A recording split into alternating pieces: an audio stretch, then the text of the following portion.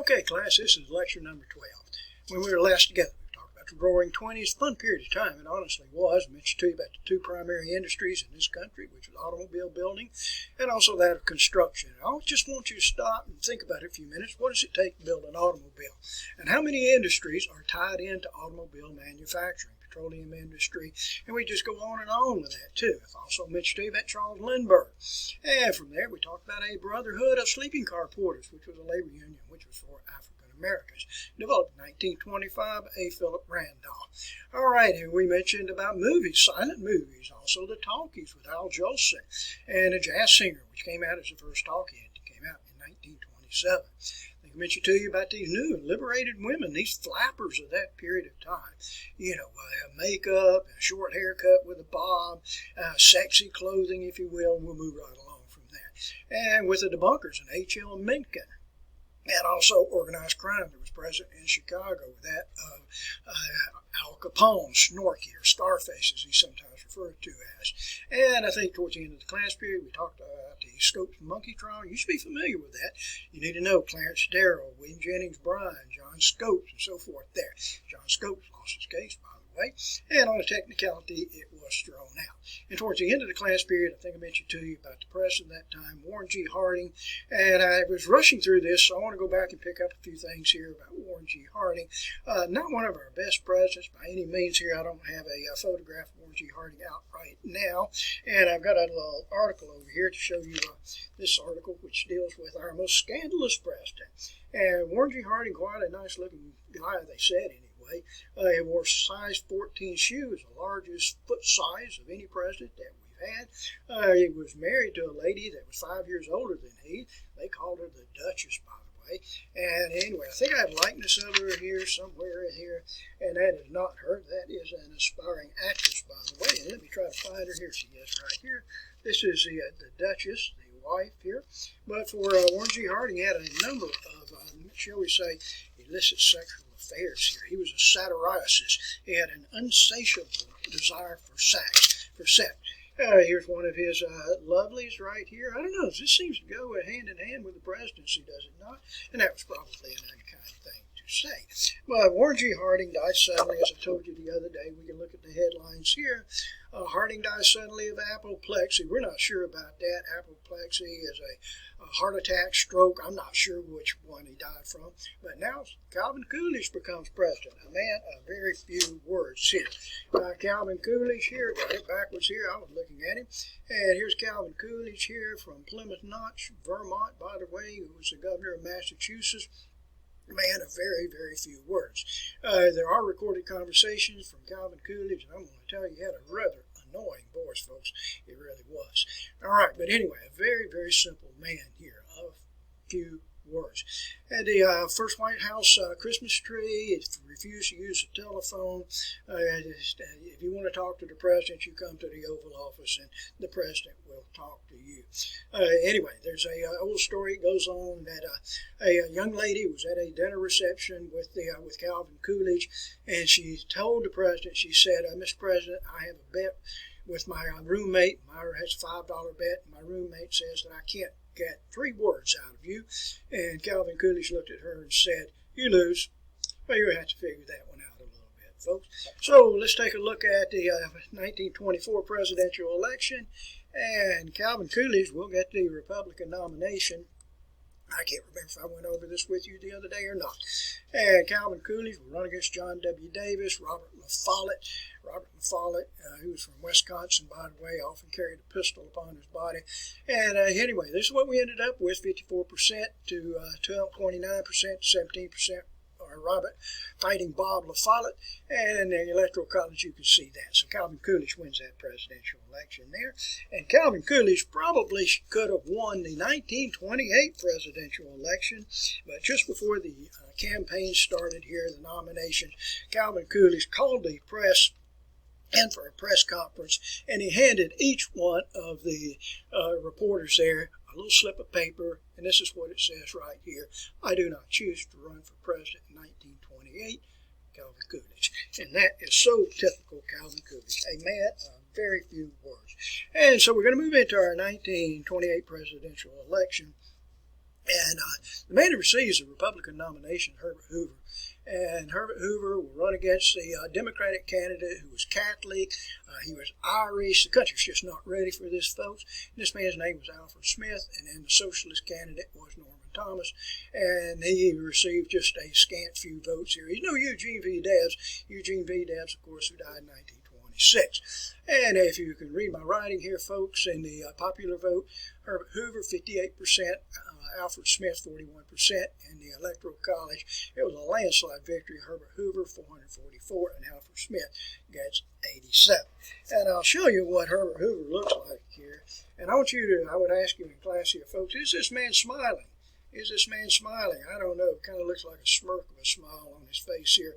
But it's going to be a long time before Herbert Hoover actually smiles again here. All right, so let's go back to my document camera. I'm going to share some things with you here, folks, as we move into our next section here. And we'll get this one out of the way. And Herbert Hoover. He was our first president, born west of the Mississippi River, born in West Branch, Iowa. If you wish to visit his home today, you can do so. Here's the Herbert Hoover Presidential Library, which is present there. That's kind of fun to visit if you've got the time to and the money to spend for that. You can look at the Herbert Hoover brochure about a National Park Service. That's the home in which Herbert Hoover was born in, by the way. His father, I think, was a blacksmith, but you can wander all around the grounds there. Herbert Hoover, by the way, lived to the age of 90, died in 1964. He was our second oldest president. John Adams was our oldest president. And here's another photograph of the home of Herbert Hoover. I was up there a couple of years ago. Kind of fun place to visit there. Beautiful grounds. You can see where the burial site's there are for the president and also his wife. Likewise there. So anyway. And so let's move on with Herbert Hoover. I want to tell you a little bit more about him here, folks. Very brilliant individual here. He graduated from the Stanford College of Engineering. He was orphaned, I think, at age 9. Millionaire by the age of 40. So anyway, he's a very, very intelligent individual. All right, and let's see here. I want to share a quotation with you. And this quotation is going to come from August of 1928. This is before the presidential election here. We in America today are nearer to the final triumph over poverty than ever before in the history of any land. The poor house is vanishing amongst us. And I'm going to tell you, folks, Herbert Hoover will eat those words in 15 months. From February of 1928 until September of 1929, prosperity in the United States of America was booming. It was just a roaring economy at that time. From this time here, February 28 to September 29, the average price of stocks on the open market increased over 40%. It was a bull market here. But strangely enough, on October the 21st of 1929, the stock market plummeted dramatically. Fortunately, J.P. Morgan, other wealthy financiers came in, bought up stock, restored the stock market. 2 days later, the stock market plunged once again. And again, wealthy entrepreneurs came in, bought up stock, restored the market. But on the next day, or I should say on this day here, next day shown, October the 29th, 1929, Black Tuesday, the stock market collapsed. And it would not recover for another 10 years, folks. This is going to generate the Great Depression. It started here on Black Tuesday. I want you to recognize this now. And on that particular day, we had 16 million shares that were sold or lost, if you will. $14 billion were lost. $14 billion. Many people to this very day argue what caused that depression. I can't really tell you here, my friends. There were a number of factors involved in this. Why did this depression take place? Prosperity depended upon few industries. What are the two major industries that I gave to you the last time we were together? Construction industry and automobile industry. So let's take a look at this now and watch what happened. From 1926 to 1929, construction profits dropped from $11 billion to $9 billion. That's almost a 20% drop in construction profits. Automobile sales plummeted 30%. So if we have 30 million automobiles that are on the roads already, and we have Ford that are producing a car every 8.5 seconds, You folks understand what supply exceeds demand. Not to mention we have almost half the country that's just at the bare minimal existence level. So they couldn't buy a car if they even wanted to. So we were dependent upon too few industries. And you can imagine if automobile sales plummet, what is going to happen to the petroleum industry? What's going to happen to the glass industry? What's going to happen to the steel industry, the tire industry? It's just everything cascades down after that. All right, as I said, supply exceeded demand. From 1930 to 1933, we had 9,000 banks to close. 9,000 banks to close. $2.5 billion was lost to depositors. During those days here, my friends, we did not have the Federal Deposit Insurance Corporation, the FDIC. So, if you had your money tied up in a bank, you lost your money. All right, there was no guarantee. You can see why people today, and most of the people that lived through the Depression are no longer with us, but why many of those individuals are very, very skeptical of banks. They just don't trust the banks. All right, so let's move on here. Very often we would see, well, in this case, before I get to unemployment, while I am on unemployment, we're going to see overall across the country, employment went to 20%. Now, that's in most areas. In many areas, it went to 50%. Many areas, it was 80%. African-American community, it was at least 50%. So we're going to see bread lines, soup kitchens to form. I'll show you a number of photographs of that in just a few minutes. 30% of the farmers lost their land. Foreclosures took place, and for many of these farmers, they just lost everything. Some of the farmers moved out. I'm not going to tell you where because we'll be to that in just a few minutes. To add insult to injury, we're going to see many dust bowls. The Dust Bowl will take place in the central parts of the United States here, folks. Sometimes these are referred to as black blizzards. All the way from Texas to Kansas to Iowa, even to South Dakota, we will see these huge dust storms take place. Some of these individuals, particularly in Oklahoma, they were referred to as Okies, by the way. And hey, by the way, that's a good way to get your nose busted. You know, if you call somebody an Okie back during those times, it's kind of acceptable today anyway. But many of these farmers loaded up everything they had and struck it out for the west to the land of milk and honey to California, traveling on Route 66 if you wish to do so. More photographs on that in just a little bit. What happens in these dust storms here, folks, is that we had months and months, or I should say weeks and weeks of dry weather, and farmers had plowed too deeply. They plowed up to 3 feet deep, and there had been no moisture here, so this left a lot of topsoil. When we had these winds and high rain, or I should say high winds and that of high temperatures, then it just created these massive dust storms, black blizzard. Talking with people that went through this, they said it was impossible to avoid the dust, even if you put wet towels down in the eaves of the house or under the door jambs, window jambs here, you know, the stand, the dust still crept in. All right, we're going to go through these. We have a lot of things to cover today here, folks. Just a typical town in the Midwest showing you these black blizzards here. And I'm doing so far, I'm doing pretty well. I haven't dropped one yet. Here we go. Such as this dust, which would cover virtually everything. You can imagine trying to plant your crops here next year. It's just not going to happen here, folks. This is not arable land. Here we go. And I'll just go through some more of these photographs of the Dust Bowl. Tractors themselves virtually covered in this dust. You will not grow anything for a long period of time. This young man's going to attempt to do something. This is in combination with hordes of locusts, grasshoppers that would descend and eat everything. Honestly, they just literally eat the clothespins, the clothes, just anything that they could find edible. Okay, the town here in the Midwest here, probably dirt streets anyway, but certainly they're covered in dust now. This photograph was taken, honest to goodness here, folks, it was taken in 1937, I believe it was, in Walker County, Alabama. I couldn't believe it when I first got this photograph, 25 years ago, something like that anyway. Who knows, maybe that's your great-great-granddaddy. I've been showing this photograph every year, and I've never had anybody to identify the site or identify the little boy, the young man that is present there. All right, so anyway, we're back to where we were here, folks. All right, it's a pretty good time for me to share some... Sorry for moving away from you like that. But let me share some photographs here of the Great Depression. And this, of course, and I'll ask you as I'm getting these ready here, folks, who always gets the blame for a recession or Depression, and you know who that is. That's the President of the United States, and that President is that of Herbert Hoover. This is on Black Tuesday, October 29th, 1929. Stock market crashed here. And let's move on to some of these others. I've got so many here, I'm going to have to reach around here, folks. This is called a run on a bank.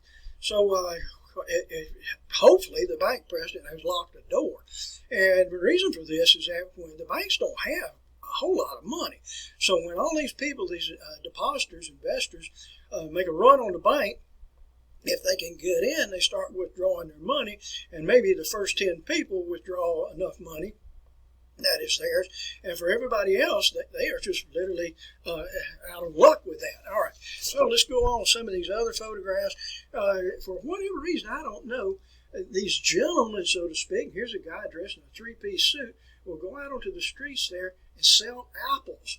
I don't know. Why not oranges? Why not pears? But they would go out and sell these apples. I'll show you a couple other photographs in a little bit of this. And sell those apples for a nickel a piece. All right, let's move on here. And I'm sorry to have to be in front of you like that. This man here looked kind of a debonair fella to me here. It says, a white man's slave, I am for sale. I must have work here. Wearing these very modern sunglasses. All right, on we go here, folks. Here's another man. Work is what I want, not charity. Who will help me get a job? 7 years in Detroit. He just can't get a job. All right, moving right along here. Okay, here. Soup lines. These bread kitchens will form, such as what you're seeing here. Often you'll find in Chicago, we'll have Al Capone and other gangster leaders here who actually pay for the meals. And you can see the long line there that will actually stretch several blocks. More on this here, folks. One of the soup lines, if you will, just trying to get a meal. All of these guys are males. I don't see any females. And if you look right here in the forefront there, you can see two constables, two policemen here that are accosting a guy that has broken the line. Don't you hate people that break the line? I do anyway. And I hope they took them off to the slammer. Here's a place like a Jimmy Hill Mission where you can actually get a hot meal. Anyway. All of these are photographs were taken from that period of time, obviously. And for the farmers, many of these farmers here, the Okies, they would take these old jalopies such as this, load up the family, grandma, grandpa, the 10 kids that you have, and just put everyone in this jalopy and take off for the land of milk and honey. I'll tell you about a book on that in just a few minutes. You can only imagine if you would break an axle, if you would have a fuel pump to go out, a water pump to go out, the problems that you would have with this. Classic photo from that period of time. This is a time in which we just have despair here, folks. What am I going to do with my children? Where's my next meal going to come from? All right. And here's another photograph of one of the old jalopies. Looks like it's broken down to me. Going towards the land of milk and honey. Classic photograph here of that period of time. This man has to be extremely concerned. What am I going to do with my family? All right. Great Depression. This individual, likewise, same pose. Almost seems like all of these individuals just on the point of just disdain and just giving up. Hungry little mouths to feed, snotty-nosed kids, dirty-faced kids. Sorry if I said something out of line with that. What am I going to do here? How am I going to take care of my family? All right, more Depression-era photographs. It affected African Americans just like it affected white individuals, even more so. In many respects. Many people moved to towns hoping for a better way of life. Many of these towns had 50% unemployment, no places to stay for many of the individuals. So they formed these shanty towns. These are towns that are built just out of cardboard boxes, just wooden crates, maybe covered over with tin cans, that sort of thing. I would think that dog was probably in serious, serious danger of being eaten.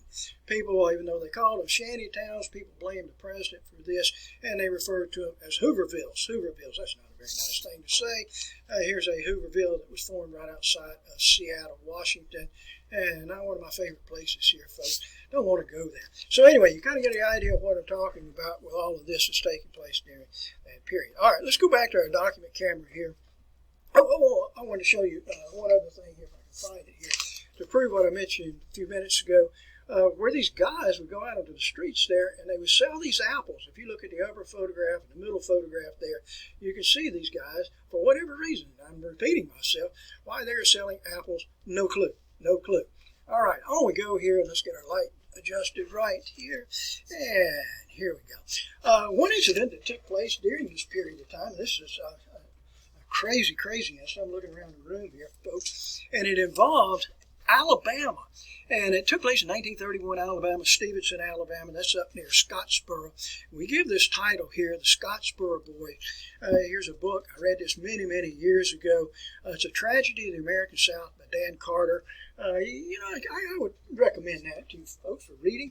But it described a situation that took place with 9 teenage African-American boys that hoboed a train, and hoboed this train out of Chattanooga, and they were passing through Stevenson, Alabama, when the train stopped to get some water or something like that. And railroad officials went on the train, boarded the train. They were looking for hobos, looking for bums that were there. And they came upon a compromising situation in which we had 9 black teenage boys and 2 white girls. And the 2 white girls claimed, well, we've been raped. And of course, the 9 black boys here were arrested for that, charged with rape. I don't think that ever took place here. You can read the book and draw your own opinion on it here, my friends, but it was probably consensual sex and a very compromising position. It went to trial in Scottsboro, and I think 8 of the Scottsboro boys, were sentenced to death.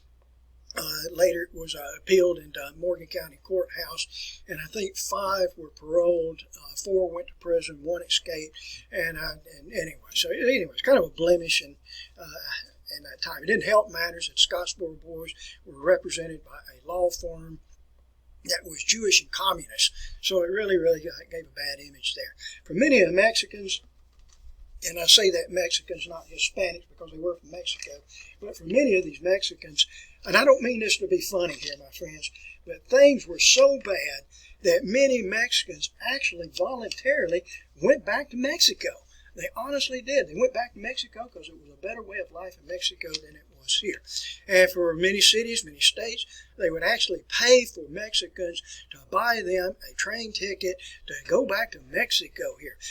For many Mexicans, they were removed from relief rolls, so there was no welfare. There was nothing that the government would provide for them. For women and the Depression society, with men losing their jobs, we had many more women that went to work. And by the end of the Depression, we had 25% more women working than at the start of the Depression here. This caused much resentment in many males here, folks. And I'll share a quotation with you from one male of that period of time. You take that woman off the job and you give that job to a man, and this depression will come to an end. I don't know. Will somebody please try to explain that to me, because I cannot. All right, a couple more books that came out in this period of time. I don't have a copy of this book. This book is written in 1937, I believe it was anyway, which was called 1932, which was called Tobacco Road. It's by Erskine Caldwell, and it describes life in the South in Georgia here of a cotton planter, just the trials and tribulations that they had to endure. Another book here, which was written in 1940, written by an African-American author. His name is Richard Wright. This is what he looks like right there, Richard Wright. And wrote this book, Native Sons. Very good book here, folks. It describes Depression life in the ghettos in the large cities here, and just a wholesale gangs and murders. It's a very disturbing book. I liked it okay, but it's like I said, it's very disturbing. The best book that's identified from this period of time, get this adjusted properly here, folks, it's John Steinbeck's book. John Steinbeck is one of my favorite American authors, next to Hemingway and next to William Faulkner anyway. Written in 1939, later came out as a movie. John Ford's movie, The Grapes of Wrath, in 1940, starring Henry Fonda. This is what it looks like right here, The Grapes of Wrath. I really recommend this book. I read everything, it seems like, folks, and this book ranks in one of the top 10 books that I've ever read. About the Joad family. They're Okies, and actually leaving the land of milk and honey, going to California, trying to strike a better way of life. We had at this time, we had radio stations, and people would literally watch the radios. I'm not kidding. It's the funniest thing you ever see here, folks. I mean, we see people watching television, but why in the world would you just sit there and stare at a radio? And the entire family would do this. Neighbors would come in and listen to these and watch these radio stations, just literally stare at the radio itself. We had popular shows, Amos and Andy. This was from an African-American point of view. Dick Tracy. We had the Lone Ranger. We had Batman and Robin. These were all radio shows here, folks. And you know who I'm talking about. Faster than a speeding bullet, more powerful than a locomotive, able to leap a tall building in a single bound. Look, up in the sky, it's a bird, it's a plane, it's Superman. You know what I'm talking about. Fighting for truth, justice, and the American war. That is Superman here, folks. And Superman is going to come out during this period of time here, folks. And anyway, I want you to think about this for Superman for just a second here, folks. We all know Superman. In real life, he's mild-mannered Clark Kent, works at the Daily Planet. He has an independent working woman that is next to him. And you know her name, right? And her name is Lois Lane. But Lois Lane is always getting into trouble. She always finds herself into a jam. And who is it that rescues this independent working woman, Lois Lane? It is, of course, Superman. Superman, don't you see the symbolism here? Superman has to assist and rescue this independent working woman that's taking the job of a man in the Daily Planet right there. But Superman has a weakness. Superman has one weakness, and I know what you're going to tell me. What is that weakness? It is kryptonite. But that's not truth, folks. That is not truth at all. That is not truth whatsoever. Superman's weakness is that of a woman. It is Lois Lane, the independent working woman. Whew, maybe I'm reading too much into this. So let me show you a couple of likenesses here of Superman, and I'll show you the first one here, folks. And there it is. That is Superman. All right, you may recognize somebody familiar with that. And actually, if you end up going to Metropolis, Illinois, not very far from where Popeye was, you can see Superman right there. That's a huge, huge monument. Tremendous in size, by the way. And we can likewise see, here's a brochure advertising for Metropolis. We're unique, and it really is unique there. Okay, so that's kind of interesting. All right, let's move on here, folks. And let's see what else we had. Radio comedy. You can see a photograph of this in your textbook with Jack Benny, George Burns, Gracie Allen. Happened to be three of those entertainers from that time. Let's see what we had here. Radio soap operas, just like you folks. Some of you folks that may watch soap operas, that's not my lifestyle. I'm not into that game, but some people do, and that's their business. Popular movies that came out in this period of time, Gone with the Wind. This came out in 1936. Margaret Mitchell, Wizard of Oz. I can watch Wizard of Oz, it seems like every night here, folks. Came out in 1939. Part of it's colorized, part of it is black and white, as you well know. Okay, CBS Radio. And I'm looking around for something here, folks. CBS Radio in 1938 broadcast live, if you will. And this was 1938. It was near Halloween. And a broadcast, if you will. And this was done through the words of Orson Welles, who has no relationship whatsoever to H.G. Wells. H.G. Wells had written this book, which is called War of the Worlds. And many years ago, he's an Englishman, by the way. And here's a likeness here of Orson Welles, who is reading this over CBS. And even though they periodically announce that this is just a reading of H.G. Wells' War of the Worlds about Martians, aliens landing in central parts of New Jersey, many people believed the story. So they actually thought that the Martians had landed at that period of time. All right, so anyway, kind of interesting event that took place. Another interesting event that took place in 1939 at Lakehurst, New Jersey, was a dirigible, a blimp that had left out of Germany and flown across the ocean. And it was at Lakehurst. It flown over New York, by the way, Manhattan. It's known as the Hindenburg. And it was settling down. It was settling down here, such as what you're seeing right there. They'd already dropped the tethering lines, if you will. The dirigible blimp was being pulled into place there. It was fueled with hydrogen, by the way, and we really don't know what happened here. We think it probably was static electricity, but nonetheless here the Hindenburg took flame and just literally exploded in a fireball. And would you folks please believe me that there were survivors from this? Go on YouTube if you wish to do so, and you can actually see live footage of the Hindenburg going down here. Absolutely amazing. A fireball of a flag. Okay, so let's move on here, folks. For the American Communist Party, it's actually known as the Communist Party USA. It will increase in numbers, increase in membership, still headquartered in Chicago, by the way.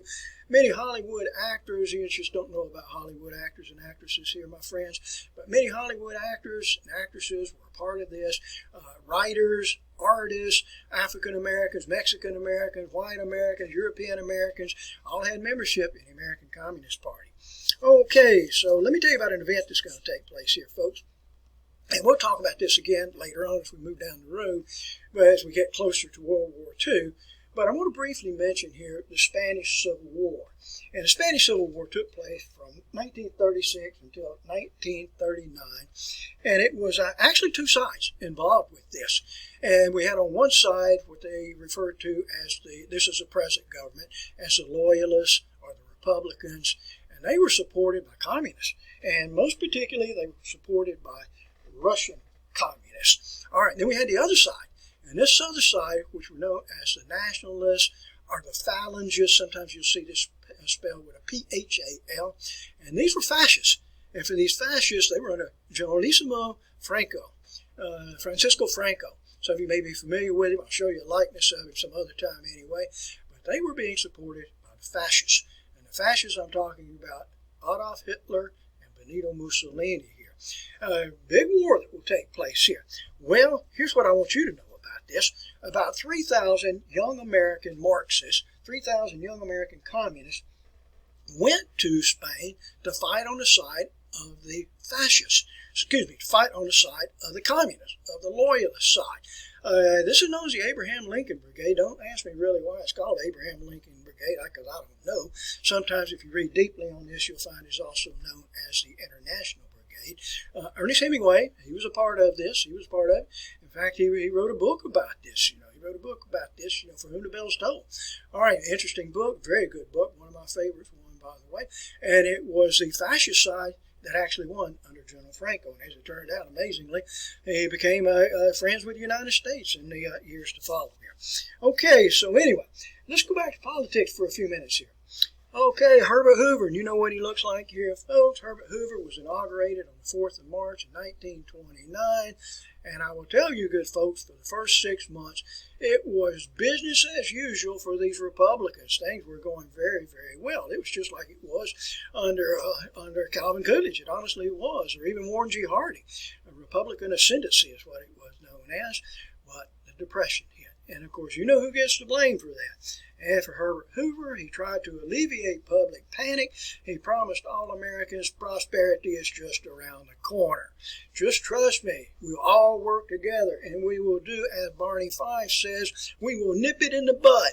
All right, prosperity is just around the corner. So what Herbert Hoover did, he called in to the White House. Let's bring in business leaders, farm leaders, labor leaders, and bankers. All right, look at those names again. Business leaders, farm leaders, labor leaders, and bankers. And we're going to all work together and cooperate and nip this thing in the bud. So for business leaders, here's what I want you to do.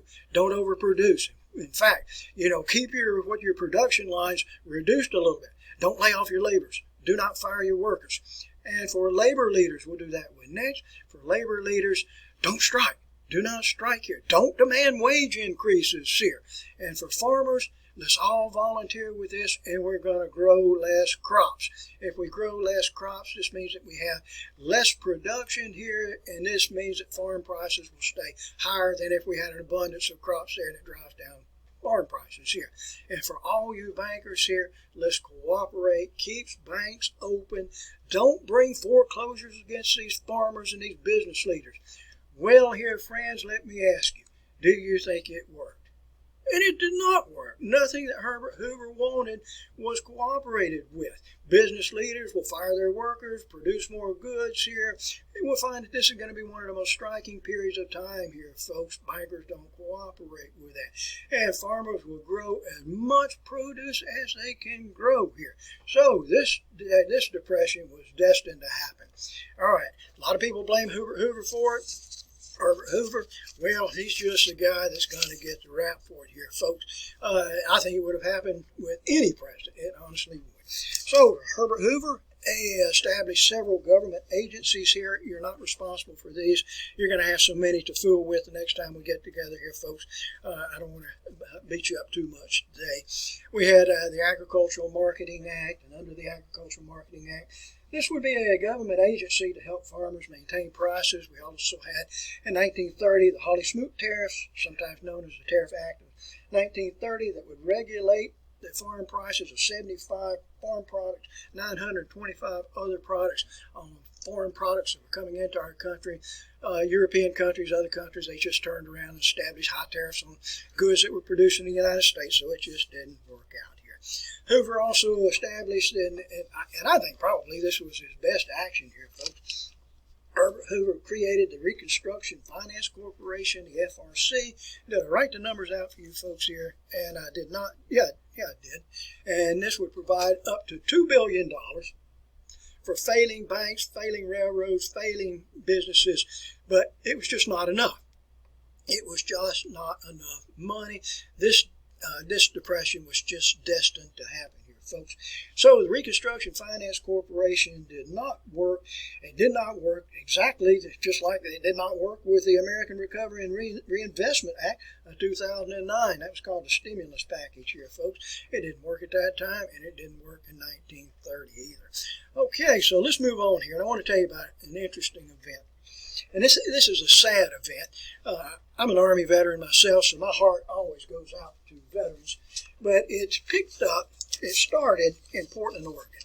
Portland, Oregon. We know where it is. We read about it on the news all the time. I think they've been riding now for about 125 days, something on that order.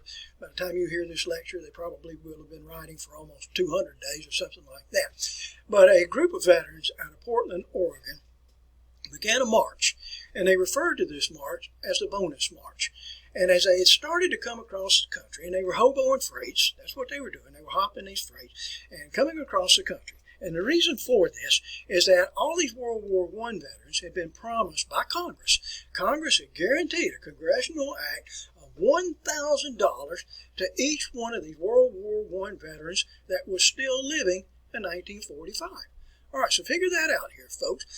You had $1,000 granted to each veteran, payable 1945. Well, you know as well as I, when do these veterans need the money? They need the money right here in 1932. They don't need the money, the $1,000 in 1945. We need it now. And so these veterans began to hobo freights, some walking now, crossing the country and picking up more and more support as they went from Portland, Oregon, over toward Washington, D.C. That was the destination here. All right, and eventually these numbers grew to 20,000 veterans. Can you imagine that? 20,000 veterans. My dad told me he saw them. This would have been 1932, so my dad at that time would have been 11 years old, and he tells me that going through Zanesville, Ohio, we had these ragged old veterans there, you know, with just almost shoeless, just plodding along, all making their way towards Washington, D.C. And what they did when they arrived in Washington, D.C., they were trying to prevail upon the House of Representatives and the Senate to give to them their money now, and also to meet with the President of the United States, Herbert Hoover. Well, for the President refused to meet with him. The President considered this to be an uprising against the federal government. Now, I want you to look at the year here, my friends, and this year is 1932. This is a presidential election year. We got the country in a depression. We have these bonus marchers coming across the country, and the President of the United States will not even sit down and listen to them. The House of Representatives said, give them their money. Give them their money. They deserve it. But the Senate said no, and the President said no. And so what the marchers decided to do, they would stay. In fact, what they did, they were going to squat, so to speak, if you know what I'm talking about with that. We would just stay. And here they are outside the nation's capital here, as many as 20,000, if you will. In fact, they were standing up and singing America. All right, this was after the President refused to meet them. And they constructed a shanty town, the Hooverville, that was right next to the nation's capital itself. And for the President of the United States, he felt like this was a threat to civility, a threat to the country. You read my article here that deals with this, marching on history. Let's see if I have a couple more photographs here. In fact, I'm going to show you two photographs. Here's the photograph of the shanty town that these veterans constructed there. Notice the American flag in the middle of the compound. And here's more of these veterans here, blacks and whites alike, all in this bonus march itself. Well, can you believe this? This is in an election year. Can you believe this? The president called out the military. Now, actually, this took place after the police came in, and the police tried to break up these veterans, and rocks were thrown, bricks were thrown. A number of people were injured with that, and so the President of the United States called out the Army. So here comes the Army. They're led by General Douglas MacArthur. He's the Army Chief of Staff. We had 3 cavalry divisions, we had the 3rd Cavalry Regiment. This is under George Patton. Some of you may recognize the name with that. Just to add a good measure to this, let's also bring out 2 infantry regiments. And if that's not enough, we'll also bring out a machine gun detachment, 6 tanks, all rolling down Pennsylvania Avenue towards these veterans. And for these veterans, the veterans at first took this as a sign of support. The Army's coming out in favor of us. The Army's coming out in support of us. But when the Army arrived there, the 3rd Cavalry and these 2 infantry regiments arrived, they began to fire tear gas canisters, lob tear gas grenades, if you will, right into the bonus army itself, and literally just broke up the bonus army, sent them into flight across the Anacostia River. I'm not kidding you here, folks. I think there was one individual, one infant actually, that was killed with that, and then the Army burned the shanty town. How does this make the president look? In an election year, my friends, in an election year, is there any doubt in anybody's mind who is going to be given an eviction notice from the White House in the presidential election of 1932? And you know who that is going to be here. Okay, so let's go back to my camera here. And we're about to wrap things up here, folks. But let's take a look at our next presidential election, which is the presidential election of 1932. Okay, so Herbert Hoover will get the presidential nomination here in 1932. And his opponent will be that of Franklin Delano Roosevelt. Roosevelt at this time does have polio. He'll suffer from polio for the remainder of his life. And we take a look at the election results here. Herbert Hoover gets 40% of the popular vote, 59 electoral votes, and Franklin Delano Roosevelt, FDR, is what we refer to him as. His birthday is the same birthday as mine, not the same year, however. He was born in 1882, and he received 472 electoral votes, 57% of the popular vote. So who wins this presidential election here? And it is none other than Franklin Delano Roosevelt. And I'll share a couple of likenesses here of FDR. There he is right there, displaying the peace sign. Here we have again another photo there of FDR. And lo and behold, here's another photo of Franklin Delano Roosevelt right there. And while I have it there, let me just tell you a little bit about Franklin Delano Roosevelt. Born in 1882, graduated from Harvard. He was just an average student here. So if you're just an average student, here we go, folks. You still have hope. You've got hope. You might be the President of the United States here. He attended Columbia Law School, but he dropped out of the program after 3 years. He was a senator from New York. He was a governor of New York. He was Assistant Secretary of Navy. Does that sound like somebody else we've heard about? All right. And that, of course, is Teddy Roosevelt. He was a distant cousin to Teddy Roosevelt, by the way. All right, that was him. And at a later time, I'll show you, not today, I'll show you the likeness of his wife, Eleanor Roosevelt. And by the way, my friends, that's her maiden name, Eleanor Roosevelt. She was a cousin to Franklin Delano Roosevelt. Yeah, that's getting a little bit hanky for me anyway. And when the two of them got together and married, it was Theodore Roosevelt that gave away Eleanor. He was the best man, gave away Eleanor. So anyway, that's kind of interesting with that. Let's see if I have another likeness here of FDR. There he is right here. He provided confidence for people. You saw the old glum Herbert Hoover a few minutes ago, and now we have a guy that's just breathing new life here. And the people liked him. He had a fatherly voice. My fellow Americans, we will prevail, and we will gain the upper hand. And people would listen to him. And he would periodically give his, as president, would periodically give his fireside chats. And as many as 20 million people would gather around to listen to Franklin Delano Roosevelt explain his New Deal programs. And that's what FDR promised all Americans, a New Deal here. Okay, he'll be elected for 4 terms in office here, my friends, and will serve as president here for will serve as president for 12 years. Okay, so let's go back here and let me kind of wrap things up here with Franklin Delano Roosevelt. I want to show you a couple of other photographs of FDR, and that's what we always refer to him as. Okay, we can see a young photograph, or a young photograph of young FDR right here with something in his hand, looks like a rock pick or something like that. Here's FDR over here on this side. Always had a broad brimmed hat, it seemed like anyway, and a cigarette holder in his mouth. He smoked unfiltered cigarettes, Camel cigarettes. He drank gin, Camel cigarettes. This was even against doctor's orders, but he died at an early age. I think at 63 years of age here. Like I said, he had polio. Here he is making fireside chats here. I think there's some likenesses of him in your textbook. Here's Eleanor Roosevelt. Just happened to look down and see that. And it was an unwritten thing that you never took a photograph of the president in any compromising position. In other words, if he was in a wheelchair or if his braces were visible, you just did not, a reporter or photographer never took a photograph of FDR in a compromising position here. And if you watch, and I'll show you a photograph of this at a later time, for FDR is always being supported. You wait and see this. FDR will always have somebody, usually a military figure or a family member, standing right beside him, holding his arm and supporting him. Because often, he would lose his balance and just cascade backwards, if you will. But in this very, very unusual photograph, can you see the president's braces?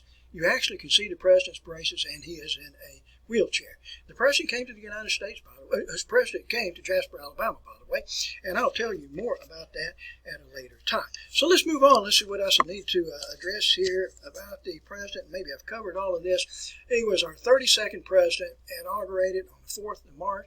1932. All right, let's see here. I told you this.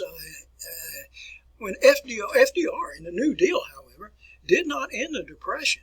By 1939, 10 years after the stock market crash, we still had 15% unemployment.